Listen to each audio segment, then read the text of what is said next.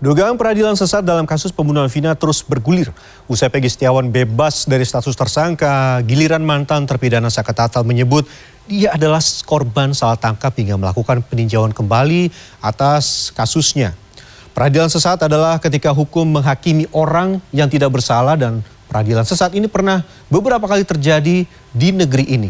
Dan berikut kita simak laporan khas redaksi.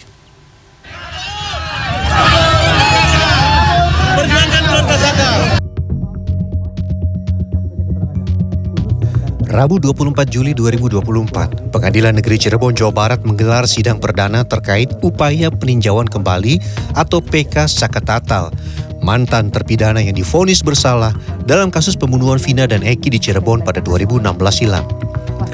Dalam memori PK, Saka Tatal mengajukan lebih dari 10 novum atau bukti baru jika Saka Tatal tidak terlibat dalam kasus pembunuhan Vina dan Eki.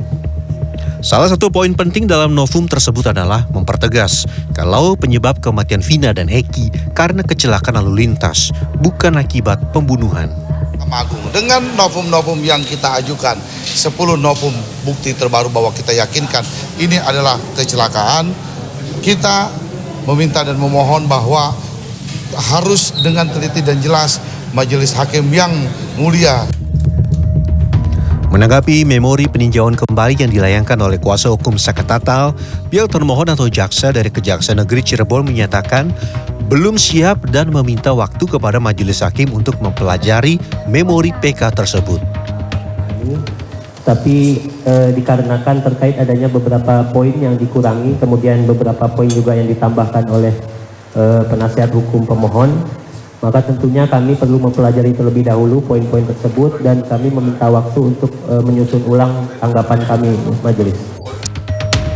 Hakim Ketua Pengadilan Negeri Cirebon Rizka Yunia yang memimpin sidang mengatakan, jika Pengadilan Cirebon tidak memiliki kapasitas memutus atau mengabulkan PK yang dilayangkan oleh pihak termohon, yakni kuasa hukum Saka Tatal.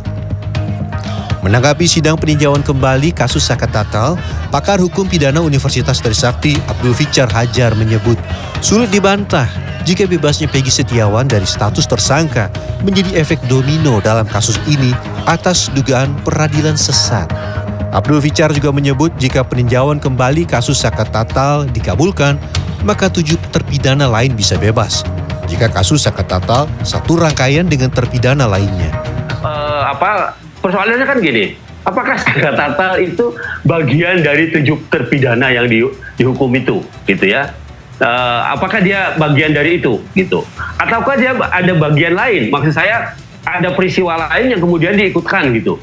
Nah itu yang jadi soal itu nanti. Karena itu putusan pengadilan, putusan PK ini menjadi strategis, gitu. Bagaimana sebenarnya pertimbangan-pertimbangan hukum yang akan nanti dipertimbangkan oleh Mahkamah Agung mengenai peristiwanya, gitu ya. Okay. Apakah peristiwa yang menyangkut Saka Tatal juga bagian dari peristiwa yang menyangkut 7 orang itu? Maka dia akan punya efek domino.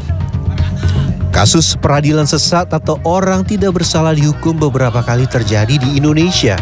Salah satunya adalah kasus 6 pengamen di Cipulir, Jakarta Selatan pada 2013 silam.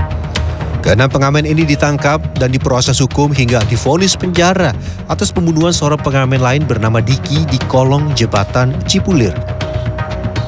Namun belakangan keenamnya dibebaskan dari penjara setelah ditemukannya bukti baru, yaitu diantara saksi bernama Ian yang merupakan teman dari pelaku pembunuhan sebenarnya.